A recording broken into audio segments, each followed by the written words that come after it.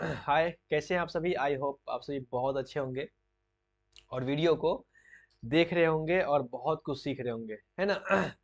चलिए हम इस लेक्चर को आगे बढ़ाते हैं और आगे और भी कुछ सीखने की कोशिश करते हैं। जैसा कि आप जानते हैं कि हम कई सारे वीडियो पे बात कर चुके हैं और आज हम बात करेंगे क्वेश्चन नंबर 86 से। क्वेश्चन नंबर 86 से बात करेंगे और इससे पहले हम क्वेश्चन नंबर 85 तक हम बात कर चुके हैं। अगर आपके पास वीडियो होगा तो अगर मतलब अगर आप देख रहे होंगे तो आपको इस बात को अच्छे तरीके से समझ में आ रहा होगा, ठीक है ना। तो हम बात करते हैं क्वेश्चन नंबर 86 से। क्वेश्चन आपके सामने में है और आप भी क्वेश्चन देखिए और समझने की कोशिश कीजिए। चलिए 86 क्वेश्चन नंबर है। ये क्या कहता है? कहता है कि which of the following statement are true about hypothesis. Hypothesis के बारे में कौन सा स्टेटमेंट सही है? आपके सामने में स्टेटमेंट है, कुछ 5 स्टेटमेंट है। इस स्टेटमेंट में हाइपोथेसिस के बारे में कौन सा स्टेटमेंट सही है? पहला statement, the minor premise of the older deductive method. जो ओल्डर डिडक्टिव मेथड है, जो पुराने डिडक्टिव मेथड है, उसके जो माइनर प्रेमाइस है वाज ग्रेजुअली, धीरे धीरे रिप्लेस्ड बाय हाइपोथेसिस। धीरे धीरे उसको हाइपोथेसिस से रिप्लेस कर दिया गया। क्या ये बात सही है? जो ओल्डर डिडक्टिव मेथड है उसके जो प्रेमाइस, माइनर प्रेमाइस है, होता है ना, माइनर और मेजर दो तरह के प्रेमाइस होते हैं। उस प्रेमाइस को हाइपोथेसिस से रिप्लेस कर दिया गया, हटा दिया गया, मतलब उस माइनर प्रेमाइस को। क्या ये बात सही है? देखिए, डिडक्टिव मेथड एक अलग चीज है और हाइपोथेसिस फॉर्मेशन एक अलग चीज है। दोनों अलग अलग बातें हैं। डिडक्टिव फॉर्मेशन, डिडक्टिव रीजनिंग कह सकते हैं, डिडक्टिव मेथड कह सकते हैं, ये एक अलग बात है, ये एक अलग चीज है। और हाइपोथेसिस फॉर्मेशन जो है ये एक अलग चीज है। इसलिए ये बात स्टेटमेंट सही नहीं है। ट्रू पूछा है ना, ये स्टेटमेंट सही नहीं है। दूसरा स्टेटमेंट, स्नो 1973, स्नो ने 1973 में डिस्क्राइब किया 6 लेवल ऑफ थ्योरी। उसने 6 लेवल ऑफ थ्योरी दिया, आपने देखा होगा या आपने नहीं देखा होगा, मुझे मालूम है। With the first level of being hypothesis formation, उसमें जो पहला लेवल था वो था हाइपोथेसिस फॉर्मेशन का। ये बात सही है, ये बात बिल्कुल सही है। आपने स्नो के थ्योरी को देखा होगा, नहीं भी देखा होगा, आई होप, मैं जानता हूं। दूसरा है, for the hypothesis to be testable. क्या हाइपोथेसिस टेस्टेबल है? बिल्कुल सही बात है। The variable must be operationally defined. उसमें जो वेरिएबल होते हैं वो डिफाइंड होते हैं। बिल्कुल सही बात है। इसलिए ये स्टेटमेंट जो है सी, ये भी सही है। The most common use of hypothesis is to test whether an existing theory can be used to solve a problem. The most common use of hypothesis, hypothesis का जो common use है, जो आम इस्तेमाल है, is to test करना, जांच करना, whether an existing theory can be used to solve problem। जो existing theory है वो प्रॉब्लम को सॉल्व करे या ना करे। टेस्ट वेदर अगर करे या ना करे, तो ये भी बात सही है ना। जो हाइपोथेसिस का जो कॉमन यूज है वो टेस्ट करना है, उन थ्योरी को टेस्ट करना जो थ्योरी एग्जिस्ट करता हो या ना करता हो। सही बात है। अच्छा, the hypothesis focuses the investigation of indefinite target. यही प्रॉब्लम है ना। इनडिफिनिट टारगेट को वो इन्वेस्टिगेट नहीं करता है, वो करता है डिफिनिट टारगेट को, डिफिनिट टारगेट को इन्वेस्टिगेट करता है। इसलिए ये भी स्टेटमेंट गलत है। तो ट्रू जो है वो बी, सी और डी है। बी, सी और डी, इसलिए आपका आंसर हो जाएगा 3 नंबर, बी, सी और डी। क्लियर? इसलिए आंसर हो जाएगा आपका 3 नंबर, बी, सी और डी। आइए क्वेश्चन नंबर देखते हैं 87। बड़ा आसान क्वेश्चन है, आप तो तुरंत क्वेश्चन को टिक कर दिए होइएगा, मार दिए होइएगा। कहता है, curriculum was defined by. Curriculum जो डिफाइन किया गया है किसके द्वारा? जो डिफिनीशन है वो है a plan for action. Curriculum जो है एक प्लान फॉर एक्शन है। करिकुलम है एक प्लान फॉर एक्शन है और रिटन डॉक्यूमेंट या एक रिटन डॉक्यूमेंट है करिकुलम। इंक्लूड जिसमें शामिल है स्ट्रेटजी और फॉर अचीविंग डिजायर्ड गोल। वो स्ट्रेटजी शामिल है जिसके जरिए जो डिजायर गोल है, वो गोल जो हम चाहते हैं, वो गोल को हम अचीव कर सकते हैं। ये डिफिनीशन किसका है? A plan curriculum a plan for action और written document include strategy for achieving desirable goal और एंड। ये डिफिनीशन किसका है? ये डिफिनीशन जो है वो टेलर एंड हिल्दा ताबा का है। ये टेलर और हिल्दा ताबा का डिफिनीशन है, याद रखेंगे। A plan for action, curriculum is a plan for action और रिटन डॉक्यूमेंट इंक्लूड, जिसमें शामिल है स्ट्रेटजी, वो strategy for achieving desire goal, जिसके जरिए इंसान जो गोल सेट किया है उसको अचीव कर सकता है। इसलिए जो है टेलर क्या एंड हिल्डा टाबा का डिफिनीशन है, ठीक है ना। और आपने टेलर की जो थ्योरी पढ़ी थी, मैंने कई बार कहा है, टेलर जो करिकुलम जो है, टेलर का जो करिकुलम है वो ऑब्जेक्टिव ओरिएंटेड है। मैंने कई बार इस पे ऑब्जेक्टिव ओरिएंटेड है। इसने 4 स्टेप ऑफ ऑब्जेक्टिव की बात किया है, इसलिए डिजायर गोल यहाँ लिखा हुआ है, ठीक है ना।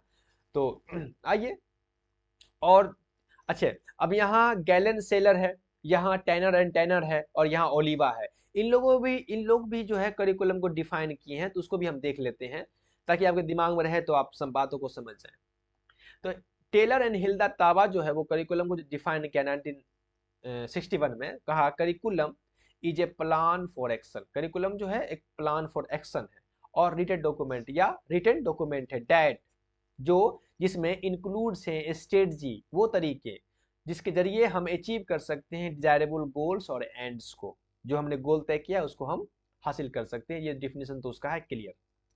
उसके बाद गैलन सेलर का जो डिफिनीशन है वो देखेंगे, वो क्या है। Gallon seller and William Alexander, ये दोनों मिलकर के डिफाइन करते हैं करिकुलम को इन देयर बुक, अपनी किताब में, जिसका नाम है curriculum planning for modern school 1981।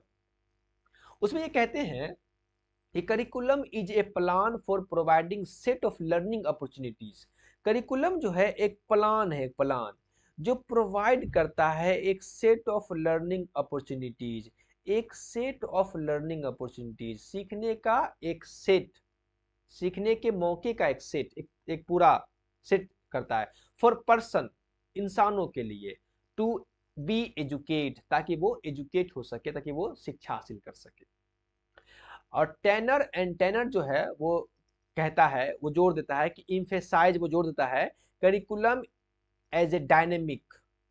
वो कहता है करिकुलम जो है एक डायनेमिक प्रोसेस है, एन इंटरेक्टिव प्रोसेस। वो कहता है curriculum is A dynamic and interactive process.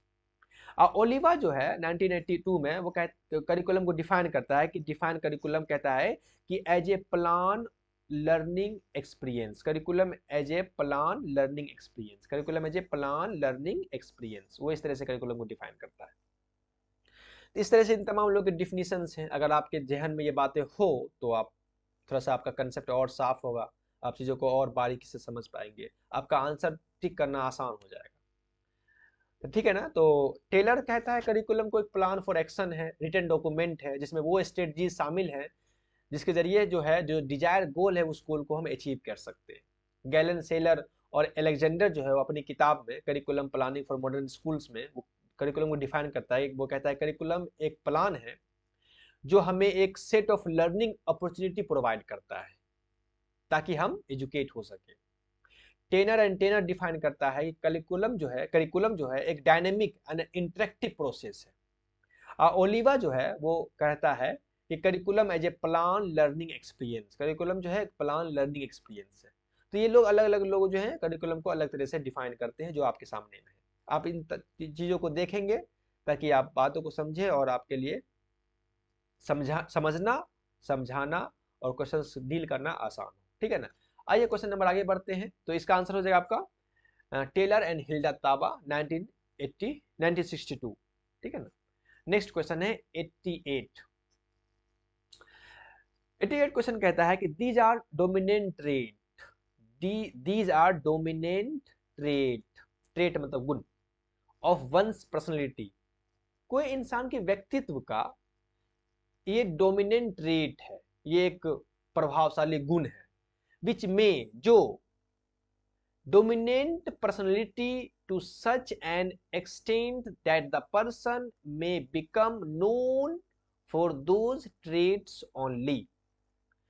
यानी क्वेश्चन कहना चाह रहा है कि किसी इंसान की वो कौन सी ट्रेट, वो कौन सी पर्सनैलिटी, जो पर्सनैलिटी इंसान पे इस तरह से हावी हो जाए, जिस हावी हो जाए ताकि वो इंसान उस पर्सनैलिटी के वजह से जाना जाए। वो कौन सी ऐसी ट्रेट है, वो कौन सा ऐसा गुण है, जो गुण, जो ट्रेट इंसान के ऊपर ऐसा डोमिनेट कर जाए ताकि वो इंसान उस ट्रेट के वजह से जाना जाए। वो कौन सा ट्रेट है, उस ट्रेट का नाम क्या है? अगर आपने थ्योरी पढ़ा होगा गार्डनर एल्पोर्ट की थ्योरी, जिसने 1961 में थ्योरी दिया था, तो उसने 3 तरह के ट्रेड की बात किया था। गार्डन एल्पोर्ट ने 3 तरह के ट्रेड की बात किया था। उसने बात किया था सेंट्रल ट्रेड्स की, कार्डिनल ट्रेड्स की और सेकेंडरी ट्रेड्स की। आपको पता होगा इस बात को। लर्निंग ट्रेड्स की वो बातें नहीं किया था, इसलिए ये ऑटोमेटिक ये आंसर गलत हो जाएगा। उसने बात किया था secondary traits, central traits and cardinal traits. तो इसका आंसर होगा कार्डिनल ट्रेड्स।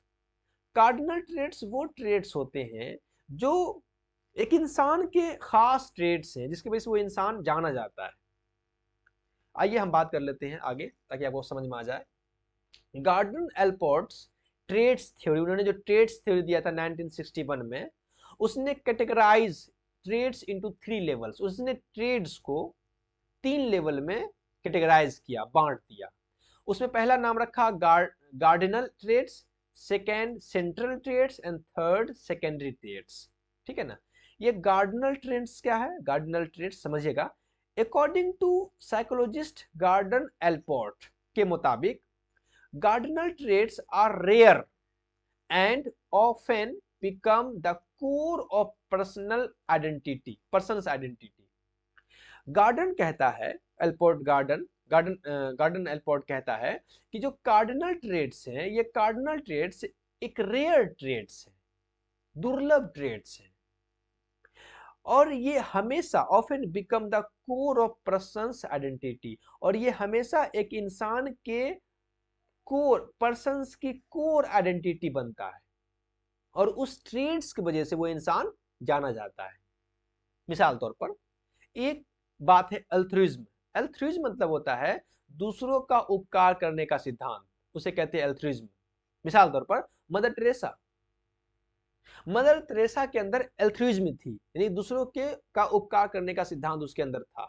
तो ये जो अल्ट्रुइज्म ट्रेट है, ये जो है, ये मदर टेरेसा के अंदर पाई जाती है, ये महात्मा गांधी के अंदर पाए जाते हैं, ये स्वामी विवेकानंद के अंदर पाए जाते हैं, ये रविंद्रनाथ टैगोर के अंदर पाए जाते हैं, जिसके वजह से ये जो ट्रेट है कार्डिनल ट्रेट, ये उनके कोर ट्रेट हो गए, और इसकी वजह से वो इंसान जाने जाते हैं। तो उन्होंने क्या कि ये कार्डिनल ट्रेट जो है वो एक रेयर ट्रेट्स हैं, और जो ये जो है एक इंसान की आइडेंटिटी का कोर बनता है, मैंने इसी की वजह से इंसान जाना जाता है। ठीक है ना? उसके बाद सेंट्रल ट्रेड्स। सेंट्रल ट्रेड्स जो है वो एक जनरल ट्रेड्स है, general. Central traits are the general traits that form the foundation of an individual's personality, जो किसी इंसान के पर्सनैलिटी का फाउंडेशन बनता है, मतलब मुख्य है, मतलब आधार है, आप कह सकते हो। सेंट्रल ये एक जनरल है, ये हर इंसान के अंदर पाया जाता है, जैसे कि काइंडनेस, जैसे कि ऑनेस्टी, जैसे कि फ्रेंडलीनेस, ये जो है सेंट्रल ट्रेड्स के एग्जाम्पल है।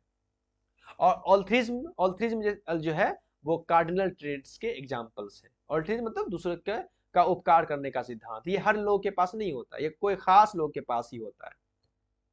उसके बाद secondary traits. Secondary traits are reference to और attitudes that are less consistent and less influential than central और कार्डिनल ट्रेड्स। ये जो है सेकेंडरी ट्रेड्स, ये सेंट्रल ट्रेड्स और कार्डिनल ट्रेड्स से कम इंपॉर्टेंट है।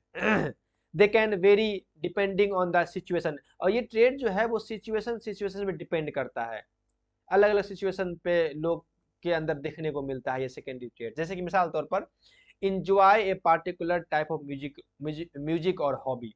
कोई इंसान जो है वो एक खास म्यूजिक या एक खास तरह के गाने बजे हैं तो वो अपना एक्टिविटी दिखाना शुरू करता है, तो वो इसके सेकेंडरी ट्रेड्स है। ठीक है ना? तो इस तरह से इसका आंसर हो जाएगा कार्डिनल ट्रेड्स, है ना। सेंट्रल ट्रेड जो है वो एक जनरल ट्रेड्स है जो अक्सर लोगों में पाया जाता है, और सेकेंडरी ट्रेड जो है वो ट्रेड्स है जो किसी खास सिचुएशंस पर इंसान के अंदर देखने को मिलता है। मिसाल तौर पर अगर एक इंसान के पास अगर उसका पसंदीदा उसके इंटरेस्ट का अगर गाना बजा देंगे, देखेंगे वो इंसान जो है उस गाने पर डांस करने लगेगा या फिर उसकी एक्टिविटी देखने को मिलेगा, तो इससे इस तरह के ट्रेड्स को सेकेंडरी ट्रेड्स कहते हैं। तो इस तरह से आपका आंसर हो जाएगा यहाँ पर कार्डिनल ट्रेड्स। आई होप आप बात को समझ गए होंगे। नेक्स्ट क्वेश्चन है 89।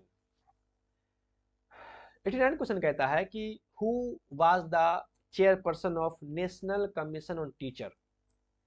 नेशनल कमीशन ऑन टीचर 1983 के चेयरपर्सन कौन है? आप जानते हैं कि इसके प्रोफेसर यशपाल नहीं हो सकते हैं। आप जानते हैं कि इसके जो है वो साम पित्रोदा नहीं हो सकते हैं, क्योंकि साम पित्रोदा जो थे वो नॉलेज कमीशन के थे। आप जानते हैं कि इसका जो है डॉक्टर राममूर्ति नहीं हो सकते हैं। यशपाल तो नहीं होंगे, इन्होंने लर्निंग विदाउट बर्डन की बात किया था, या फिर और कई सारे चीज़ों में ये थे। श्याम पित्रोदा नहीं है क्योंकि इन्होंने नॉलेज कमीशन की बात की थी। तो इसका आंसर है professor DP Chaudhary, professor DP Chaudhary. Chairperson of national commission on teacher 1983 के जो चेयरपर्सन थे वो थे प्रोफेसर डीपी चौधरी। आइए इसको और अच्छे से समझ लेते हैं। प्रोफेसर यशपाल जी के बारे में समझते हैं कि प्रोफेसर यशपाल जो थे चेयर्ड मल्टीपल कमीशन, उन्होंने अलग अलग कमीशन के चेयरपर्सन रहे हैं, जैसे कि including national steering committee on NCF 2005, जो एनसीएफ 2005 में बना था उसके वो नेशनल स्टीयरिंग कमेटी के चेयरपर्सन थे। एंड नेशनल एडवाइजरी कमेटी 1992, जो 1992 में जो नेशनल एडवाइजरी कमेटी बना था उनके वो चेयरपर्सन थे, जिसमें उन्होंने लर्निंग विदाउट बर्डन की बात किया था।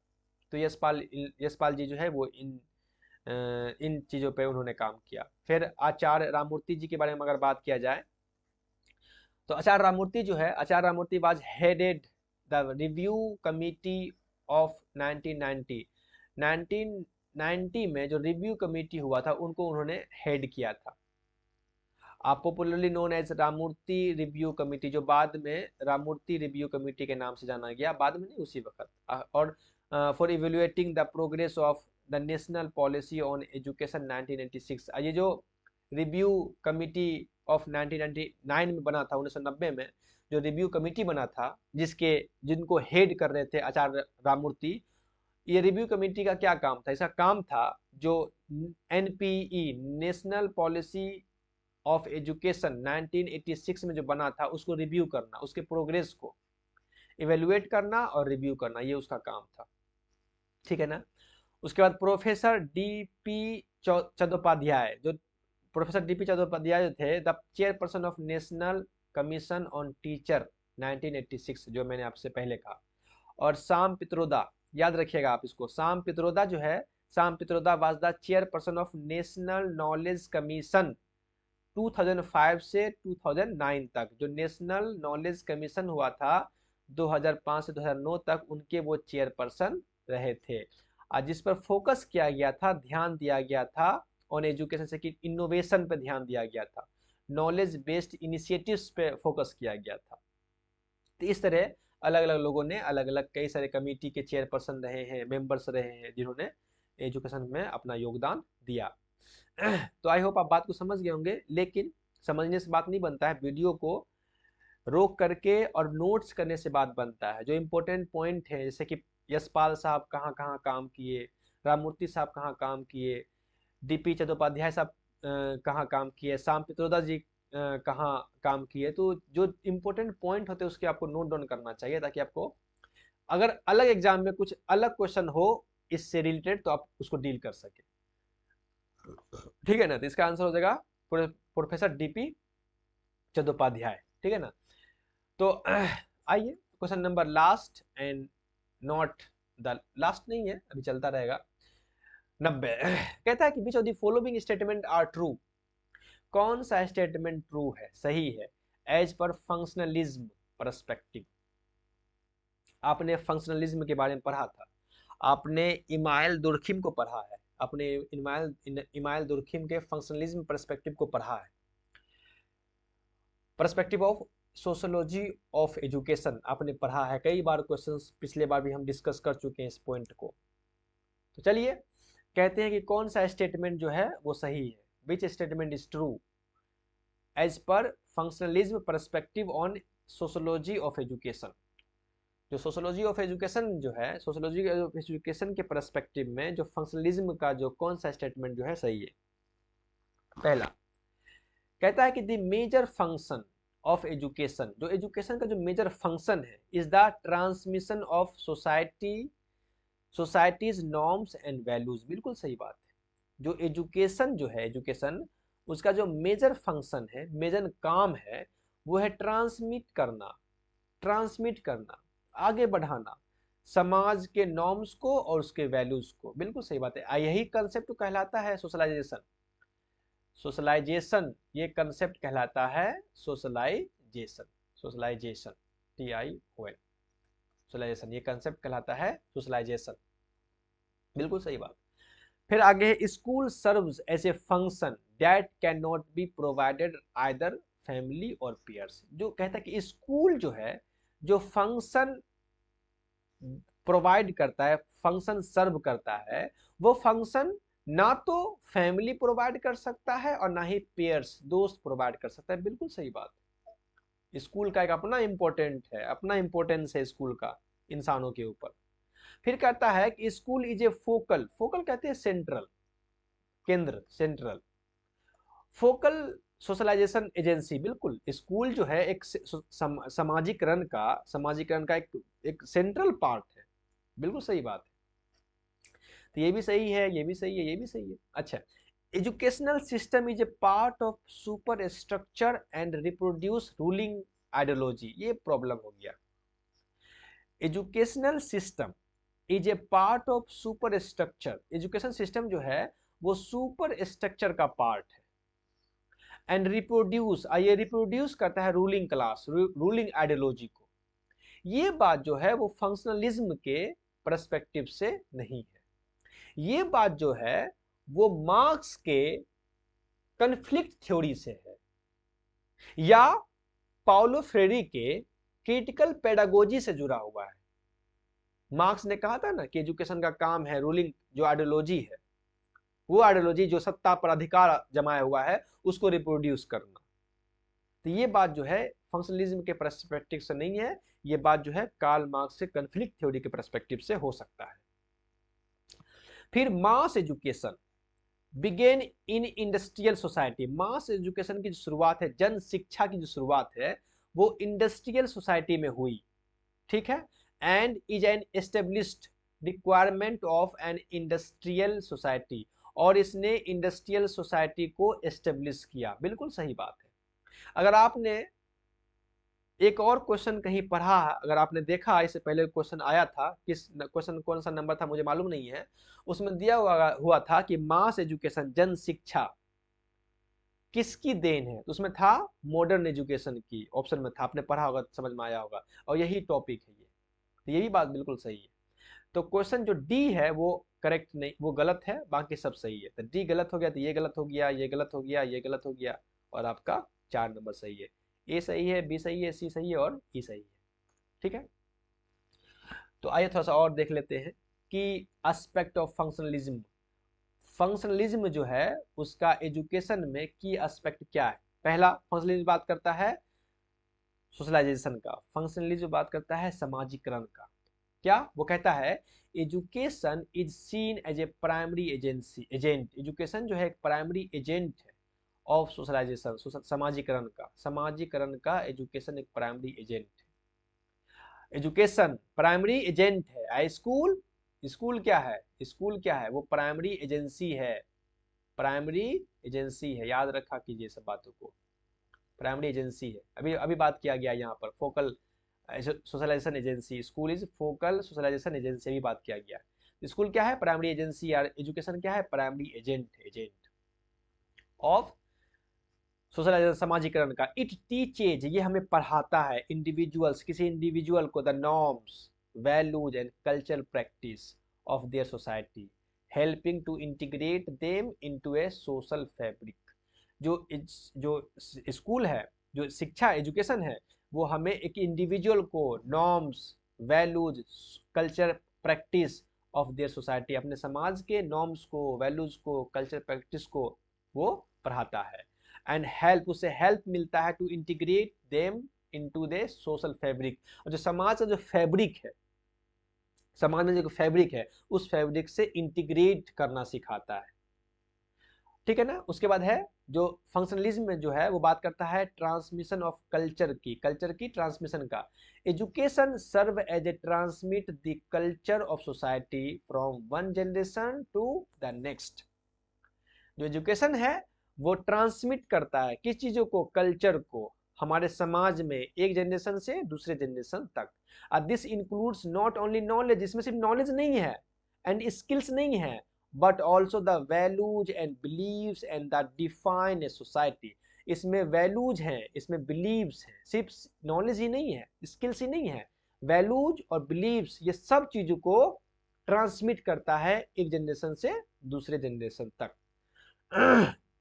उसके बाद है social integration. Social integration, schools bring together individuals from diverse background. School जो है वो जो अलग अलग बैकग्राउंड के लोग हैं, डाइवर्स बैकग्राउंड के लोग हैं, उनको इंटीग्रेट करता है, शामिल करता है, fostering a sense of belonging and unity with in society. समाज में उसके अंदर एक यूनिटी कायम करता है education, school. And maintaining social order, और समाज में जो सोशल ऑर्डर है, फंक्शनलिस्ट जो है view of education as stabilizing force that help maintain social order. ये जो फंक्शनलिस्ट जो है उनका जो व्यू है एजुकेशन का, वो कहते हैं कि एजुकेशन जो है, शिक्षा जो है, वो समाज में एक सोशल ऑर्डर मेंटेन करता है, मेंटेन करने में हेल्प करता है by instilling a sense of discipline and respect for rules. Education contributes to societal stability. और समाज जो है वो एक समाज जो एजुकेशन जो है एक सोसाइटल स्टेबिलिटी कायम करता है समाज में। तो ये है फंक्शनलिज्म का। आप सब बातों को याद देखा करें, नोट किया कीजिए कि फंक्शनलिज्म का क्या मतलब है, फंक्शनलिज्म क्या बात करता है एजुकेशन में। तो ये सब उसके पॉइंट्स है। ठीक है ना। साथ में जो डी ऑप्शन था जिसमें बात किया गया था, educational system is a part of super structure and reproducing ruling ideology.